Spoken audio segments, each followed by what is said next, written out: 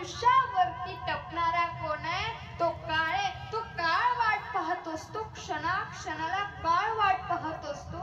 याचं आयुष्य अजून किती शिल्लक राहिलेलं आहे. घडी घडी काळ वाट याची कशाची वाट पाहतोय तो काळ? अजून किती आहे अवकाश? या देहाचं आयुष्य अजून किती शिल्लक राहिलेलं आहे याची वाट कोण पाहत असेल तर तो काळ. याचा अर्थ हा देह नाशिवंत आहे. हा देह आपल्याला ठेवावा लागणार आहे. पण या देहाला जन्म आहे आणि या देहाला मरण आहे. पण या देहामध्ये जो राहतो त्याला आत्मा बोलतात. या देहामध्ये राहणाऱ्या आत्म्याला जन्मही नाही आणि मरणही नाही. नैनं छिंदन्ति शस्त्राणि नैनं दहति पावक. आत्मा जळत नाही, तोडलं तरी तुटत नाही, फोडलं तरी फुटत नाही, मोडलं तरी मोडत नाही, फाडलं तरी फाटत नाही. कोण? आत्मा. आत्मा दिसतोय कसा, असतोय कसा? धुरासारखा धुरकट ज्याचा रंग आहे आणि हातामध्ये बसणारा चंडू सारखा गोल ज्याचा आकार आहे ना त्याला आत्मा बोलतात. या आत्म्याला जन्मही नाही आणि मरणही नाही. माणूस जसं घर बदलतो, गाव बदलतो, कपडे बदलतो, तसं आत्मा हा देह बदलत असतो. वासांसी जीर्णानि यथा विहाय नवानि गृहान्ति नरोत्तराणि तथा शरीरानि विहाय जीर्णानि संयाति नवानि देहि. जुने कपडे झाले की ते कपडे आपण टाकून देतो आणि नवीन कपडे खरेदी करतो. तसं आत्म्याचं आहे. हा देह म्हातारा झाला, निरुपयोगी झाला, तसं या देहामध्ये जो आत्मा राहतो तो आत्मा हा देह टाकून देतो. आणि एकदा का मोक्षता प्राप्त झाली, या देहापासून त्याची सुटका झाली, या देहामध्ये जो राहणारा आत्मा आहे तो आत्मा नवीन देहामध्ये वास करतो. या आत्म्याच्या प्रवासासाठी हा केलेला अल्पसा प्रयत्न आहे विठ्ठल. आत्म्याचा प्रवास वर्षभर पूर्ण होतो. वर्षानं येतं ते वर्ष श्राद्ध. तो विधी केल्याच्या नंतर आत्म्याला मोक्षता प्राप्त होते आणि तो आत्मा दुसऱ्या देहामध्ये वास करतो. या आजोबांचं 4थं पुण्यस्मरण आहे. पण खऱ्या अर्थाने विचार केला 4 वर्ष होत आहेत. आजही हा घुले परिवार या भाऊंच्या आठवणीमध्ये जीवन जगतोय. 4 वर्ष होत आहेत. आजही या भाऊंची आठवण या कुटुंबाला येते.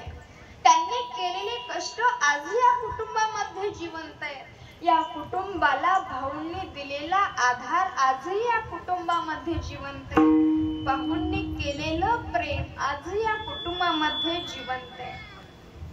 देह जरी नसला तरी आठवणींच्या स्वरूपामध्ये भाऊंनी मुलांना लहानाचं मोठं करताना मुलांनी पाहिलेले प्रसंग आजही या मुलांच्या आठवणीमध्ये.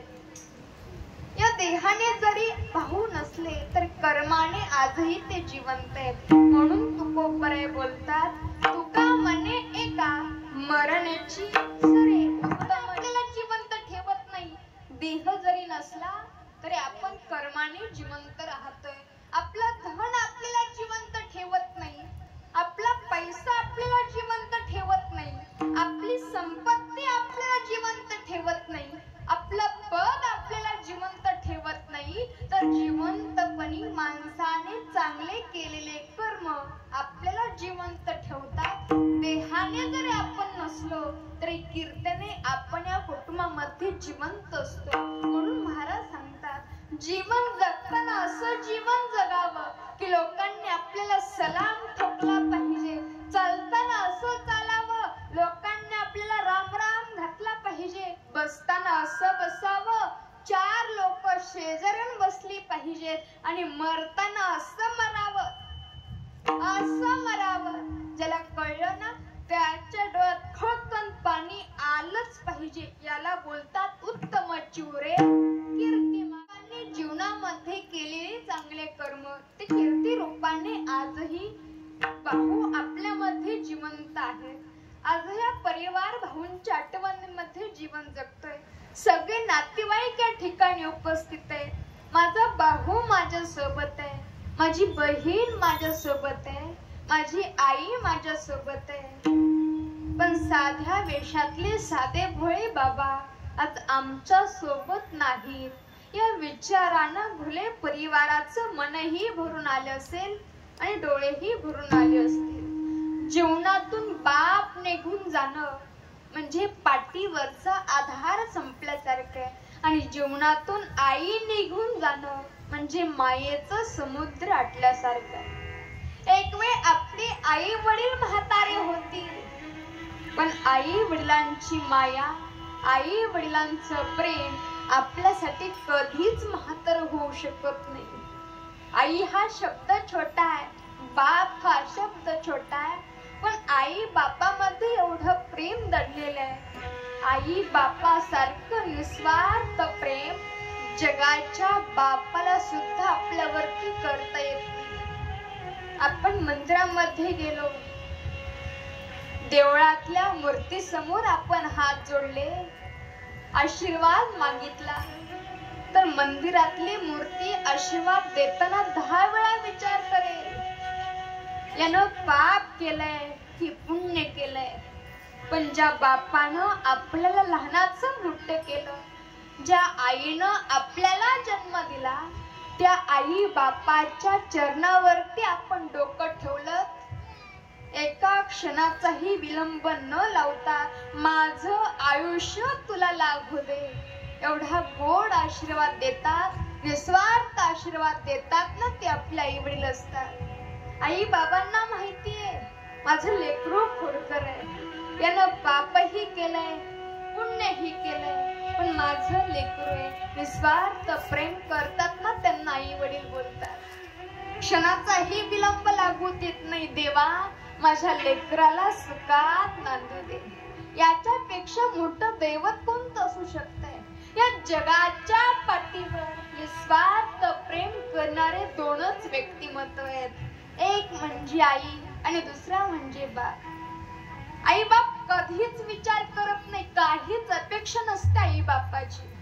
आईनं आपल्याला लहानाचं मोठं केलं, बापानं आपल्याला लहानाचं मोठं केलं. आई बाबा कधी आपल्याला बोलतात का, बाळ महिन्याला 50,000 रुपये तुला पगार आहे, आईनं तुला जन्म दिला, बापानं तुला लहानाचं मोठं केलं, याचं भाडं तुला द्यावं लागेल, महिन्याला 25,000 रुपये भाडं तुला द्यावं लागेल. कधी बोलते का आई? काही अपेक्षा नसते. मुलगा कितीही मोठा झाला तरी आपल्या आई बापाकरिता तो मुलगा लहानच असतो. जोपर्यंत मुलाच्या गाडीचा आवाज दारामध्ये ऐकू येत नाही ना, तोपर्यंत डोळ्याला डोळा लागत नाही आई बापाची. माझं लेकरू अजून आलेलं नाही, कितीही मोठं होऊ देत, लेकराची गाडी जोपर्यंत दारात उभी राहत नाही तोपर्यंत आई बापाच्या डोळ्याला डोळा लागत नाही. तरी ते लेकरू आल्या आल्या आईला विचारतंय, ती कुठे? आई बापाचं प्रेम गेलं कुठं? निस्वार्थ प्रेम करणारे 2च व्यक्तिमत्व आहेत, एक म्हणजे आई आणि दुसरा म्हणजे आपला बाप. या जगाच्या पाठीवर देवाला सुद्धा आई बापासारखं प्रेम आपल्यावरती करता आलं नाही. सासरी गेलेल्या मुलीला माहेर तोपर्यंत जिवंत आहे जोपर्यंत माहेरामध्ये आई जिवंत आहे. हक्काने मुलगी माहेरी मुलगी म्हणून जाते, पण ज्या वेळेस माहेरातून आपले आई वडील देवाघरी निघून जातात ना, त्यावेळेस मुलीच्या मनामध्ये प्रश्न येतो, चप्पल नेमकं कोणत्या भावाच्या दारात सोडावी? जोपर्यंत माहेरी आई जिवंत आहे, जोपर्यंत माहेरी बाप जिवंत आहे, तोपर्यंत मुलीची दिवाळीच्या सणाला वाट पाहणारं व्यक्तिमत्व जिवंत आहे. आईचं वय 80-90 वर्षाचं असेल,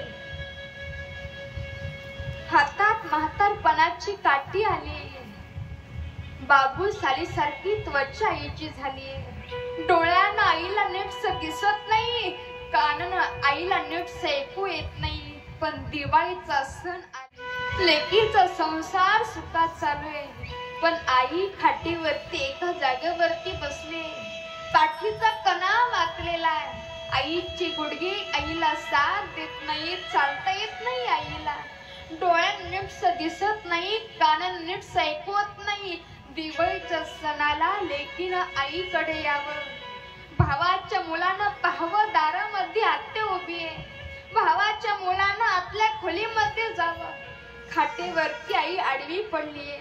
आईला उठता येत नाही, डोळ्यानं नीट दिसत नाही, कानानं नीट ऐकू येत नाही. भावाचा मुलगा घरात पळत पळत येतो आणि लांबूनच ओरडतो, आजी आत्या आली ग तुला भेटायला. इतर वेळी 10 वेळा ओरडलं तरी आईला ऐकू येत नाही. पण मुलीचं लग्न झाल्यानंतर आईसाठी आत्या हा शब्द खूप महत्वाचा असतो. कानामध्ये आजीच्या आत्या शब्द पडावा. डोळ्यानं नीट दिसत नाही, कानानं नीट ऐकवत नाही, गुडघे साथ देत नाही, उठता येत नाही, पण आत्या दारात उभी राहिलीये, माझी लेक दारात उभी राहिलीये. काठी शोधायला म्हातारी आई वेळ घालवत नाही. पाठीचा कणा दुखतोय, मनका दुखतोय, पण दारात माझी लेक उभी आहे. खाटेवरती उठून उभी राहते ती आई. काठीचा आधार घेत नाही, गुडघे वाकलेले, पाय वाकलेले, चालता येत नाही, पाठीचा कणा वाकलेला आहे. हळूहळू पावलांनी म्हातारी आई बाहेर येते. सासू सुनाचं तुझं माझं झालं असेल. सुन पुढे जाते, सुन पुढे हात जोडते, सांगते बाई माझं काही चुकलं असेल तर मला माफ कर. माझी लेक दारात उभी राहिली, किती दिवसांनी माझी लेक आली. दिवाळीचा सणाचा आनंद आहे, माझी लेक आलीये. तुझं माझं झालं असेल विसरून जा आणि माझ्या लेकीसाठी गोडाधोडाचं जेवायला कर. चालता येत नाही आईला. आई पुढे जाते, स्वयंपाक घरामध्ये जाते म्हातारी आई. अरे डोळ्याने नीट दिसत नाही, कानाने नीट ऐकू येत नाही, पण माझी लेक दारात उभी राहिली. दुखणं कुठं निघून जातं कळत नाही. म्हातारी आईनं एका हातामध्ये पाण्याचा तांब्या घेतलेला आहे, दुसऱ्या हातामध्ये भाकरीचा तुकडा घेतलेला आहे. माझी लेक दारात उभी राहिलीये. म्हातारी आईनं पळत पळत जावं. म्हातारी आईनं हळूहळू पावलांना लेकीकडे जावं. भावाच्या पोरांनी पळत पळत आत्याकडे जावं. लेकीला डोळे भरून पाहावं. लेकीच्या पायावरती पाणी ओतावं. डोक्यावरून भाकरीचा तुकडा उडून टाकावा. गालावरून हात फिरवावा आणि म्हाताऱ्या झालेल्या आईनं लेकीच्या डोळ्यात पाहावं आणि लेकीला विचारावं, बाई तुझा संसार कसा चालू आहे. लेकीच्या डोळ्यात टचकन पाणी येत. आई संसारामध्ये किती दुःख असलं तरी म्हाताऱ्या झालेली आईला लेक आपलं दुःख कधी सांगत नाही. अजून किती दिवस जगणार आहे माझी माय, सुखानं जगू दे जोपर्यंत आहे तोपर्यंत. म्हाताऱ्या झालेल्या लेकीला म्हाताऱ्या झालेल्या आईला लेकीनं सांगावं, बाय आई माझा संसार सुखात चालू आहे. जोपर्यंत आई आहे, जोपर्यंत बाप आहे, तोपर्यंत आपले दृष्ट काढणारं व्यक्तिमत्व जिवंत आहे. पण ज्याची आई जीवनामधून गेली, ज्याचा बाप जीवनामधून गेला, आई बाप गेल्याच्या नंतर आपल्या डोक्यावरून भाकरीचा तुकडा उडून टाकणार कोणी शिल्लक राहतं का? अरे आई गेल्याच्या नंतर, बाप गेल्याच्या नंतर धावत धावत आपल्याकडे येतील, आपल्या डोक्यावरून हात फिरवतील आणि सांगतील, घाबरू नको, काळजी करू नको, आम्ही तुमच्या आई बापासारखे. लोक बोलतात आई बापासारखे, पण आई बापाची जागा कोणीच घेऊ शकत नाही. या जगाच्या पाठीवर निस्वार्थ प्रेम करणारे दोनच व्यक्तिमत्व आहेत. एक म्हणजे आई आणि दुसरा म्हणजे बाप. बापानं मुलांवरती चांगले संस्कार करावे, बापानं मुलांना लहानाचं मोठं करावं. पण जी मुले संस्कारित होतात, तुकोबरा सांगतात, तयाचा हरिक वाटे देवा. कुळी कन्या पुत्र होती जी सात्विक. सात्विक मुलं ज्या कुटुंबामध्ये असतात त्याचा आनंद देवाला आहे. आपण समाजामध्ये पाहिलं, मुलं आई बापावरती प्रेम करतात, पण समाजामध्ये 20% परिस्थिती अशी आहे, एकदा का आई बापाचं वर्ष श्राद्ध झालं, पुण्य स्मरणाच्या नादी कोणी लागत नाही. अजून पुढे विचार केला, काही ठिकाणी आई बापाचं वर्षश्राद्धही कोणी करत नाही. अजून पुढे विचार केला, आई बापाचा अंतविधी सुद्धा कोणी करत नाही.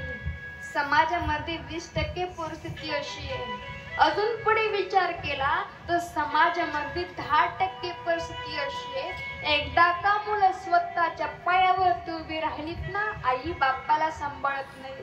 पण आपण भले परिवाराकडे पाहिलं, आज 4 वर्ष पूर्ण होत आहेत, पण आजही हा भले परिवार वडिलांच्या आठवणीमध्ये जीवन जगतोय. भाग्य असावं लागतं अशी मुलं कुटुंबामध्ये जन्माला येण्याकरिता. म्हणून महाराज सांगतात, सात्विक मुलं जन्माला असावी, सात्विक मुलं जन्माला यावी असं वाटत असेल तर बापानं असं कार्य करावं. जगी ऐसा बाप व्हावा, त्याचा वंश मुक्तीस जावा. वडिलांनी आपल्या मुलांवरती संस्कार करावेत, पण ते संस्कार मुलांनी जपायला हवे. निस्वार्थ प्रेम करणारं पात्र म्हणजे आपला बाप आहे. ज्याच्या जीवनामध्ये बाप जिवंत आहे तो सगळा श्रीमंत आहे. घरामध्ये आईच्या चेहऱ्यावरती हसते आणि बापाच्या चेहऱ्यावरती समाधान आहे ना, ते घर सगळ्या श्रीमंत आहे. आपण भाग्यवान आहोत, आपल्याकडे जन्म देणारी आई आहे आणि जन्म देणारा बाप आहे. या विश्वामध्ये, या जगामध्ये हे विश्व ज्यानं निर्माण केलं तो जगाचा मालक, जगाचा चालक, जगाचा मायबाप असणारा भगवान श्री कृष्ण परमात्मा, तो सापडला बापाच्या प्रेमाच्या दुष्काळामध्ये, आईच्या प्रेमाच्या दुष्काळामध्ये. जगाच्या बापालाही वाटलं आपल्यालाही आईचं प्रेम मिळावं, आपल्या डोक्यावरून आईचा हात फिरावा, आपल्या गालावरून बापाचा हात फिरावा, बापानं आपलं उचलून घ्यावं, लाड कौतुक करावे, जगाच्या बापाला वाटावं. आई बापाचं प्रेम मिळवण्याकरिता जगाच्या बापाला तुरुंगामध्ये जन्माला यावं लागलं, पण नाही मिळालं जगाच्या आई बापाला, जगाच्या आई बापाला त्याच्या आईचं प्रेम. भगवान श्रीकृष्ण परमात्मा तुरुंगामध्ये जन्माला आले. वसुदेव आणि देवकी मातेच्या पोटी. देवकी मातेला आनंद झाला, माझा कान्हा जन्माला आला. कान्हाच्या डोक्यावरून वसुदेवानं हात फिरवावा, देवकी मातेनं हात फिरवावा, गालावरून हात फिरवावा. कान्हाचं रडणं देवकी मातेनं ऐकावं. कान्हाला आनंद झाला, आपल्यालाही आईचं प्रेम मिळालं आणि आपल्यालाही बापाचं प्रेम मिळालं. पण जगाच्या पाठीवर आपण सगळ्यात भाग्यवान आहोत, आपल्याकडे जन्म देणारी आई वडील आहेत. पण जगाचा चालक, जगाचा नायक भगवान श्रीकृष्ण परमात्मा जन्माला येऊन 5 मिनिट होत आहेत, तोपर्यंत वसुदेवानं कान्हाला उचलून घ्यावं आणि देवकी मातेला सांगावं, आपल्या लेकराला कंस मामाच्या तावडीतून वाचवायचं असेल तर कान्हाला गोकुळामध्ये सोडावं लागेल. आपल्याला राहण्यासाठी आई बापानं चांगलं घर दिलेलं आहे, स्वतःच्या पायावर तो उभे करतात आई बाप आपल्याला. पण कन्हैयाला जन्माला 5 मिनिट होत आहेत, तोपर्यंत गोकुळामध्ये सोडायला निघाली वसुदेवजी. हातामध्ये घेतात, तुरुंगामधून बाहेर येतात, पुढे पाहतात तर काय यमुना नदी आहे. पण मनामध्ये एकच विचार आहे, माझं लेकरू जिवंत राहिलं पाहिजे, माझ्या कान्हाला त्याचं आयुष्य जगता आलं पाहिजे. यमुना नदीच्या पात्रामध्ये निघाली वसुदेवजी. पाणी गुडघ्यापर्यंत आलं, पण मनामध्ये लेकराचं विचार आहे, माझं लेकरू सुखात जगलं पाहिजे. माझ्या वाट्याला जे दुःख आलंय, माझ्या वाट्याला जे कष्ट आलंय, माझ्या वाट्याला जो त्याग आलाय, ते दुःख, ते कष्ट, तो त्याग माझ्या मुलांच्या वाट्याला येऊ नये. वसुदेवजींनी पुढे चलावं. पाणी कमरेपर्यंत आलं, विचार मनामध्ये माझ्या लेकराचा आहे. पाणी छातीपर्यंत आलं, घाबरले नाही तर वसुदेवजी पुढे चालत राहिले. पुढे फक्त गोकुळ दिसायचं, माझ्या कानाला गोकुळामध्ये सोडायचंय. पाणी गळ्यापर्यंत आलं, पाणी कानापर्यंत आलं, पाणी नाका तोंडामध्ये जाऊ लागलं, पण बाप असणारा वसुदेवजी मागे फिरले नाहीत. माझा कान्हा जिवंत राहिला पाहिजे. मामाच्या तावडीतून माझा कान्हा वाचला पाहिजे. अरे पाणी नका तोंडामध्ये जाऊ लागलं, पण वसुदेवानं शरीराचा विचार केला नाही. ओढ होती फक्त लेकराच्या सुखाची. माझ्या कान्हाला गोकुळामध्ये सोडायचं आणि त्याचं आयुष्य त्याला सुंदररित्या जगता यावं, याच्या करिता हा अट्टहास वसुदेवजींनी करावा. किती निस्वार्थ प्रेम असेल बापाचं. कठोर काळीज आपल्याला दिसतंय बापाचं, पण त्या काळजामध्ये विचार आहे लेकराचा, लेकराच्या सुखाच्या ओढीचा. अभंगाचं पहिला चरण. पाप करी जोडी लेकराचे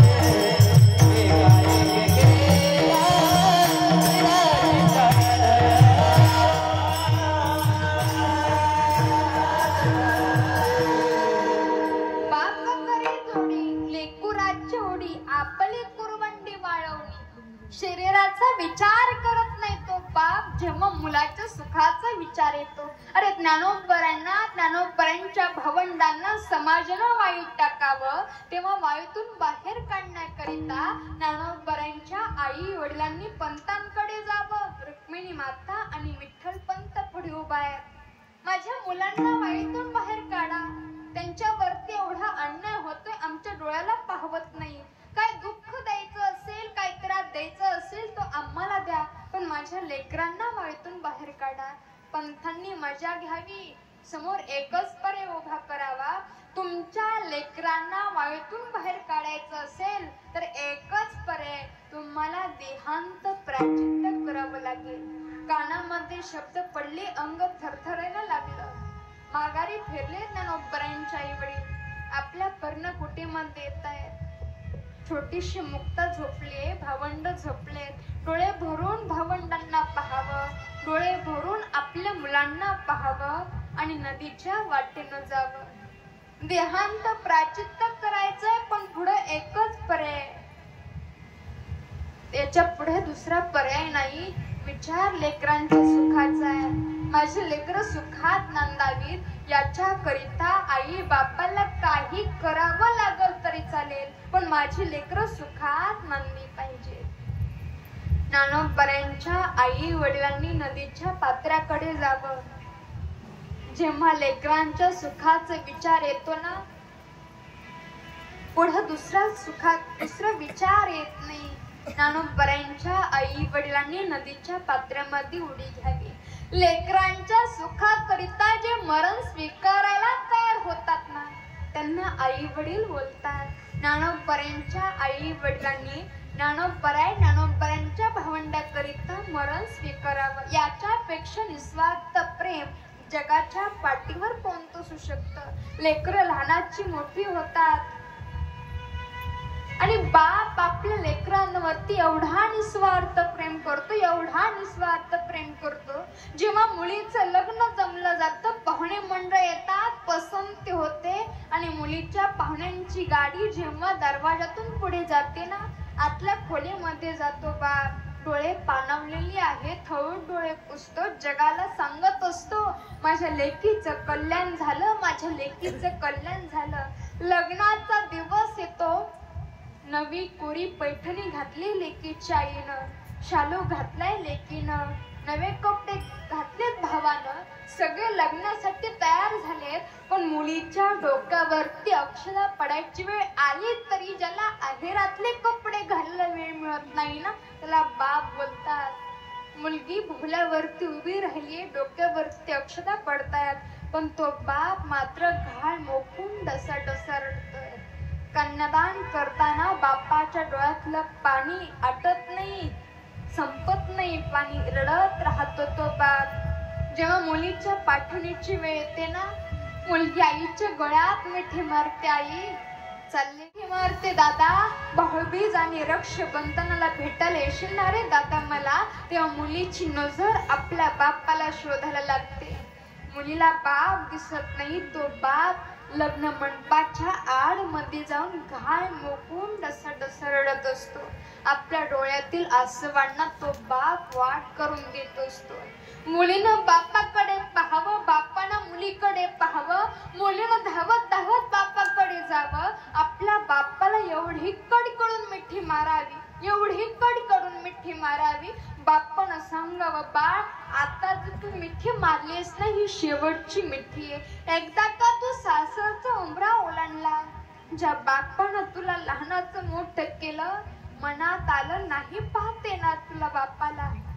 नवऱ्याची परवानगी घ्यावी लागेल जन्मदात्या बापाला पाहण्यासाठी, सासू सासऱ्यांची परवानगी घ्यावी लागेल जन्मदात्या बापाकडे येण्यासाठी.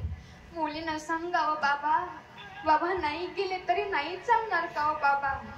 बाबानं आपलं काळीज कठोर करावं आणि लेकी पुढे हात जोडावेत. लेकीला सांगावं, बाळ हा बापाच्या इज्जतीचा प्रश्न आहे. तुझ्यावरती कितीही मी प्रेम करत असलो, कितीही तुझे हट्ट पुरवले असले, तरी शेवटी मुलगी परक्याचं धन आहे, मुलीला जावं लागतंय.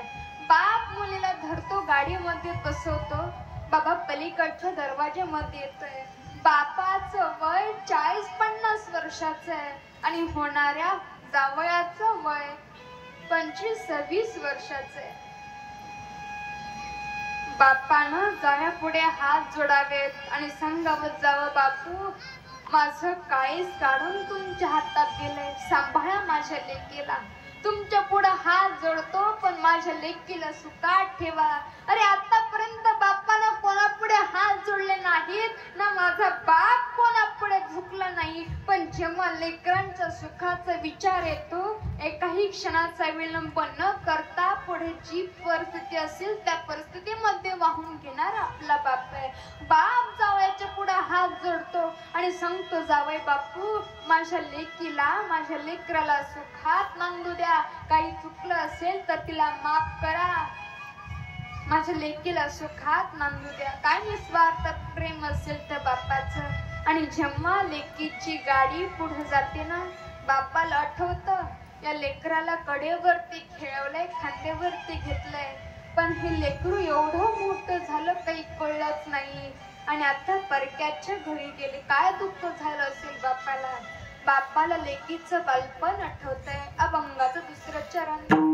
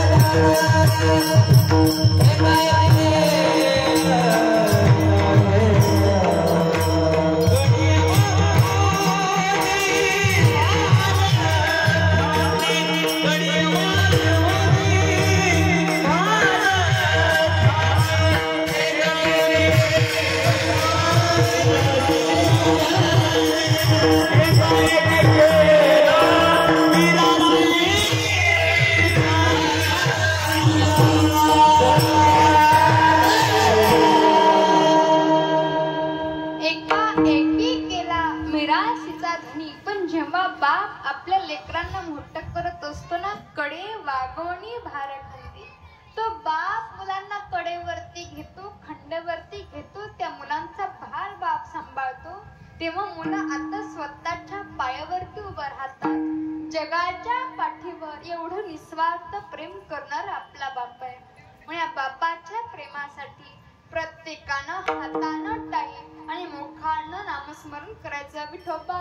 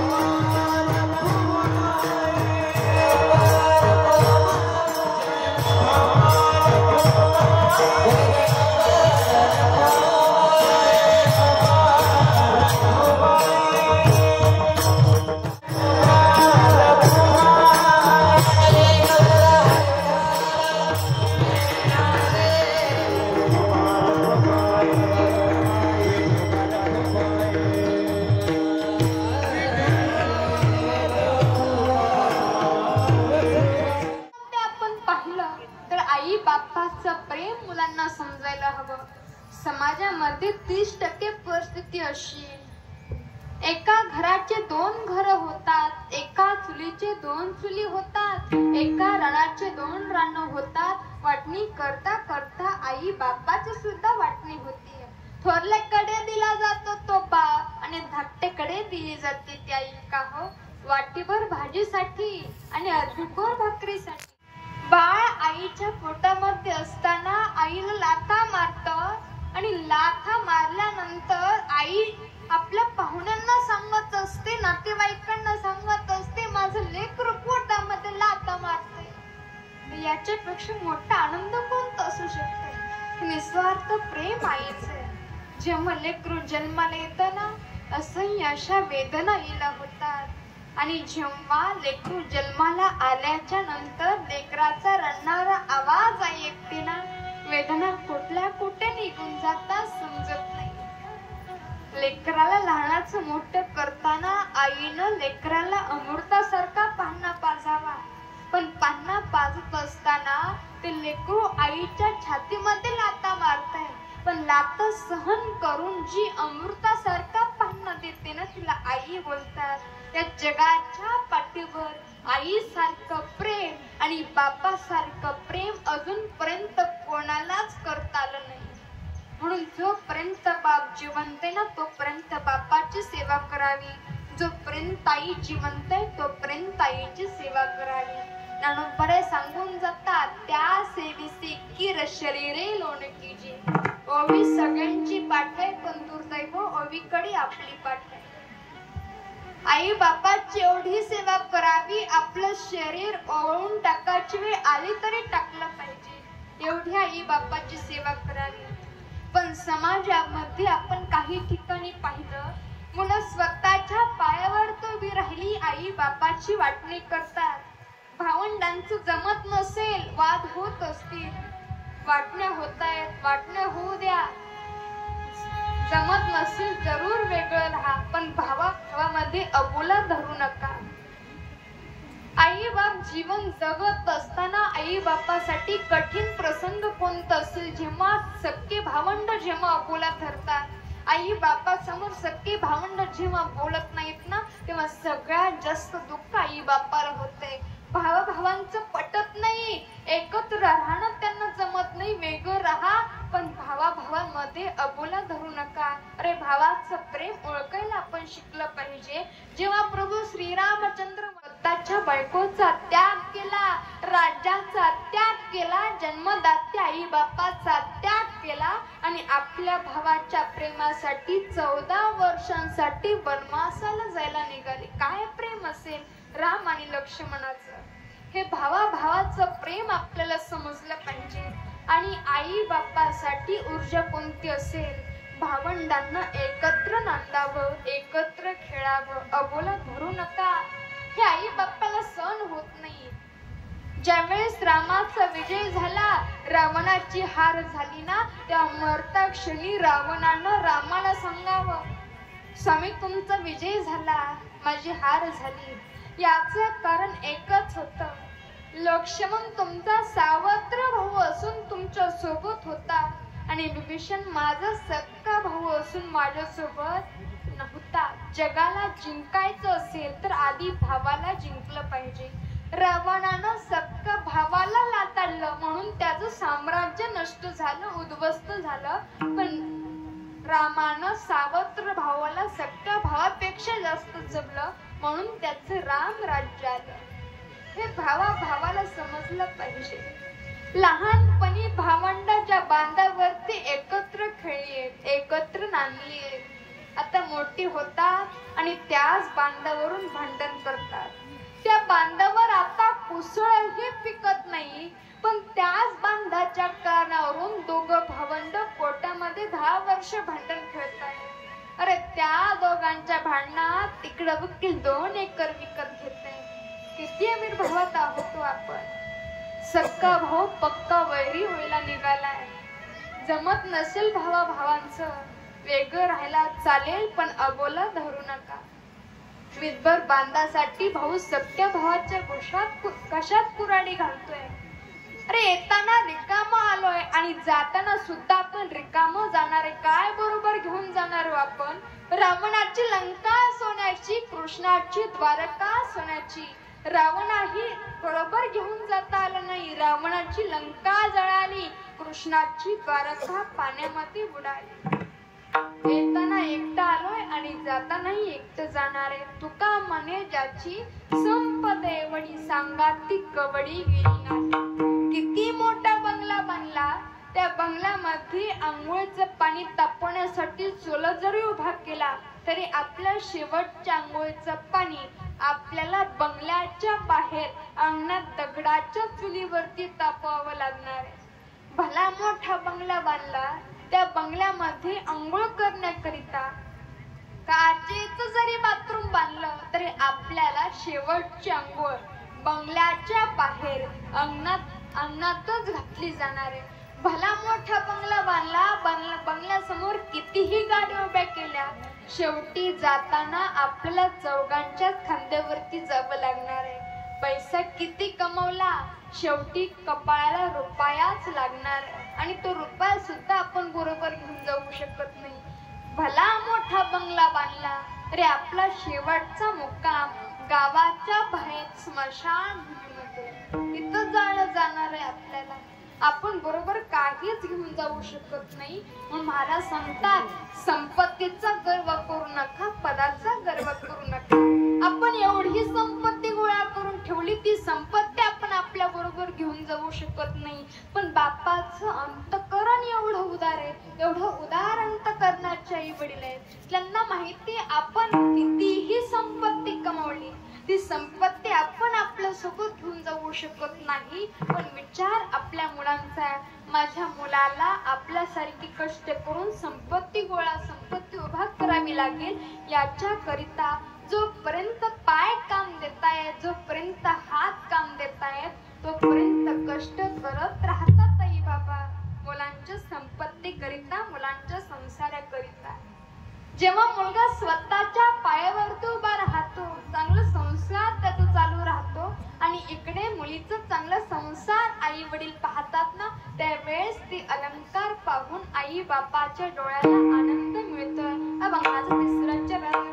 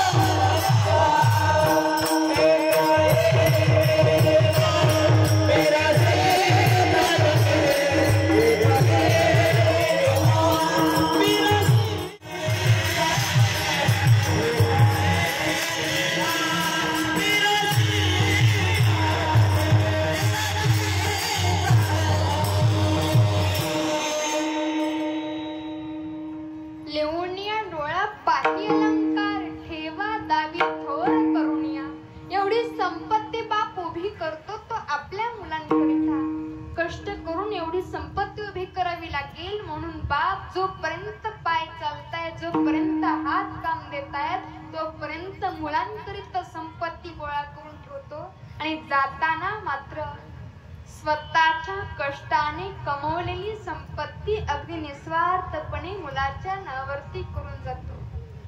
बापानं जन्माला यायचं, संपत्ती उभी करायची, मुलांच्या नावावरती करायची आणि जगाचा निरोप घ्यायचा. किती निस्वार्थ प्रेम असेल बापाचं मुलांवरती. पण जगाच्या पाठीवर पाहिलं तर समाजामध्ये 10% परिस्थिती अशी आहे, संपत्ती मुलाच्या नावावरती करत नाही म्हणून मुलं बापाशी भांडतात. म्हणून लक्षात घ्या, या संपत्तीच्या आपण कितीही नादी लागलो तरी ती संपत्ती आपल्या उपयोगी येत नाही आणि ती संपत्ती आपण आपल्या सोबत घेऊन जाऊ शकत नाही. संपत्ती आपल्याला इथंच ठेवावी लागणार आहे, प्रॉपर्टी आपल्याला इथंच ठेवावी लागणार आहे. म्हणून जोपर्यंत या देहाच्या ताब्यात आत्मा आहे, या आत्म्याच्या ताब्यात आहे, तोपर्यंत आपण आपल्या नात्यांवरती प्रेम करावं, प्रेमानं बोलावं. ज्ञानोबा सांगून जातात, साच आणि मवाळ, मिसळे आणि रसाळ, शब्द जैसे कल्लोळ अमृताचा कल्लोळ बाहेर पडावं असे शब्द आपले असावेत. गोड बोलता यावं, प्रेमाने माणसं जिंकता यावेत. संपत्तीसाठी आपण भांडण करतो. आपण पाहिलं भावामध्ये भांडण होतं संपत्ती करिता. पण लक्षात घ्या, संपत्ती इथंच राहणार आहे, पण भावांना मात्र जावं लागणार आहे. म्हणून भावांचं जमत नसेल वेगळं राहा तुम्ही, पण भावामध्ये अबोला धरू नका. या कीर्तनातून काही नाही घेऊन गेला तरी चालेल, पण 2 वाक्य नक्की घेऊन जा. पहिली गोष्ट, जोपर्यंत आपल्या डोक्यावरचे काळे केस पांढरे होत नाहीत, हातात म्हातारपणाची काठी येत नाही, तोपर्यंत आपण आपली संपत्ती आपल्या मुलाच्या नावावरती करायची नाही. मनाला सुद्धा घाबरतंय. फक्त कीर्तन झाल्यानंतर तुमच्या मुलांनी माझ्याकडे रागात बघू नये म्हणजे. आणि दुसरी गोष्ट, बोलत नसाल बहिणीशी तर घरी गेल्याच्या नंतर बहिणीला फोन करा आणि कौतुकाने विचारपूस करा. सांगा तिला, आतापर्यंत परिस्थितीमुळे तुला साडी चोळी घेऊ शकलो नाही, पण इथून पुढे जेव्हा जेव्हा तू माझ्या दारात येशील तेव्हा तेव्हा लक्ष्मीचं स्वागतासारखं तुझं स्वागत आरतीच्या ताटानं करेल आणि लक्ष्मीच्या हळदी कुंकवाच्या ताटानं करेल. शब्द देते तुम्हाला, तुमच्या बहिणीचं स्वागत तर तुम्ही लक्ष्मीच्या स्वागतासारखं केलं ना, तुमच्या अंगणातली समृद्धी कधीच कमी पडणार नाही. महाराष्ट्रात ज्ञानोबरांना सुद्धा शक्तीचं अधिष्ठान असलेल्या मुक्ताबाईचा आशीर्वाद घेतल्यानंतरच ज्ञानेश्वर लिहिता आले. बहिणीला जपता आलं पाहिजे, बहिणीचा भार सांभाळता आला पाहिजे, म्हणून महाराष्ट्रातल्या सगळ्या बहिणींना लाडकी बहीण करून ठेवले. लाडक्या भावानं लाडक्या बहिणींचा आशीर्वाद मिळाला. हप्ते सुरू केले. भाऊबीजेला रक्षाबंधनाला पैठणी घेऊन दिली. लाडक्या बहिणींच्या आशीर्वादामुळे भाऊ लाडका झाला.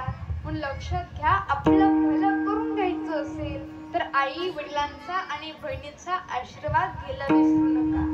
हे उदार अंतकरण कोणाचं असेल तर आपल्या आई बापाचं आणि बहिणीचं. शरीराचा विचार करत नाही बाप. थकलेलं शरीर आहे, पण जोपर्यंत पाय काम देतात, जोपर्यंत हात काम देतात, तोपर्यंत मुलाच्या संसाराला हातभार लावतात आई बाबा. हे प्रेम जगाच्या पाठीवर फक्त आई बाबाच